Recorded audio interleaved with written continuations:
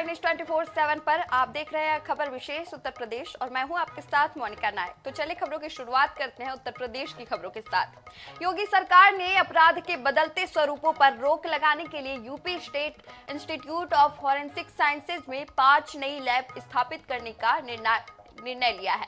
इन labs में quantum computing, challenged audio video, 3D printing, SCADA और digital forensic lab शामिल है। क्वांटम कंप्यूटिंग लैब जटिल डेटा एनालिसिस और साइबर अपराधों की जांच में मदद करेगी, जबकि चैलेंज्ड ऑडियो वीडियो लैब खराब गुणवत्ता वाले साक्ष्यों को स्पष्ट करने में सहायक होगी। 3D प्रिंटिंग लैब अपराध स्थलों और हथियारों के मॉडल तैयार करेगी। SCADA लैब IT/OT सुरक्षा मामलों में उपयोगी होगी और डिजिटल फॉरेंसिक लैब से उपकरणों में डेटा रिकवरी और विश्लेषण क्षमता बढ़ेगी। नई लैब से केसों के निस्तारण में तेजी आएगी और दोषियों को जल्द सजा दिलाने में मदद मिलेगी। तो 5 नए फॉरेंसिक लैब की स्थापना होगी।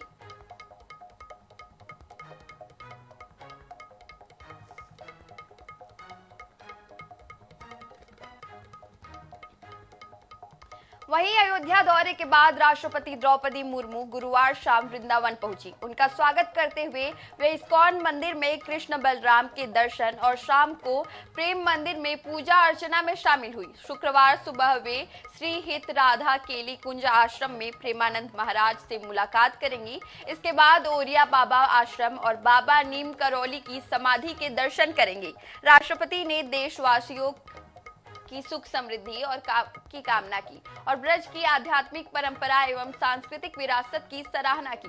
राज्यपाल आनंदीबेन पटेल उनके साथ रहीं। सुरक्षा के कड़े इंतजाम और प्रशासन की सतर्कता के बीच श्रद्धालुओं में उत्साह देखने को मिला। राष्ट्रपति ने स्वच्छता और पर्यावरण संरक्षण का भी संदेश दिया।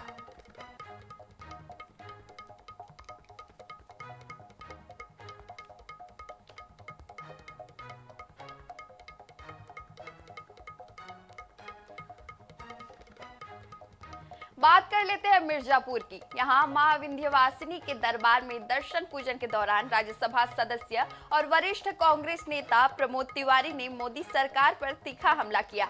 उन्होंने कहा कि मोदी सरकार के दिए की लौ बूझ रही है और विदेश तथा आर्थिक नीतियों में सरकार बुरी तरह फेल हो रही है, जिसकी कीमत भारत की 140 करोड़ जनता चुका रही है। तिवारी ने देश में गैस की कमी का उदाहरण अयोध्या के राम मंदिर की राम रसोई से दिया और कहा कि सरकार आवश्यक वस्तुओं का स्टॉक बनाए और बिना केवल नेतागिरी कर रही है।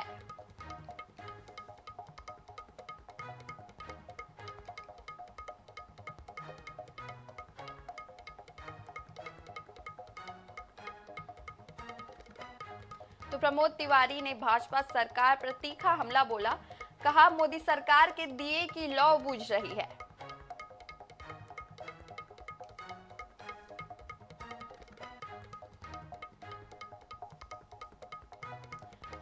मां विंध्यवासिनी के दरबार में राज्यसभा सदस्य प्रमोद तिवारी का आगमन हुआ। प्रमोद तिवारी ने भाजपा सरकार पर तीखा हमला बोला और कहा कि मोदी सरकार की दिए की लौ बूझ रही है।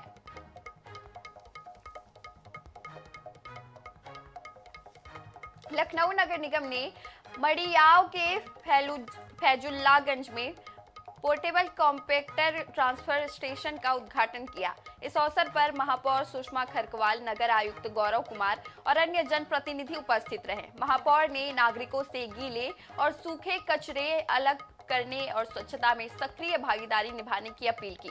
यह परियोजना PPP मॉडल के तहत संचालित हो रही है, जिसमें डोर टू डोर कचरा संग्रहण से लेकर वैज्ञानिक निस्तारण तक की व्यवस्था शामिल है।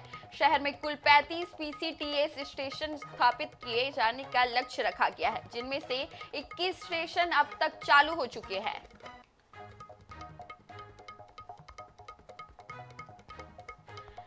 वहीं भारतीय जनता पार्टी के प्रदेश अध्यक्ष पंकज चौधरी गोरखपुर पहुंचे। सरकार के 9 साल पूरे होने पर प्रदेशवासियों को बधाई दी। इस अवसर पर उन्होंने कहा कि पिछले 9 वर्षों में प्रदेश में विकास की योजनाएं धरातल पर उतरी है और प्रशासनिक व्यवस्था में सुधार हुआ है। उन्होंने प्रदेश में कानून व्यवस्था बेहतर होने और विभिन्न क्षेत्रों में विकास कार्यों को उदाहरण के रूप में बताया। पंकज चौधरी ने कहा कि इन उपलब्धियों और सरकार की योजनाओं को देखकर उन्हें उम्मीद है कि 2027 में पुनः उत्तर प्रदेश में भारतीय जनता पार्टी की सरकार बनेगी।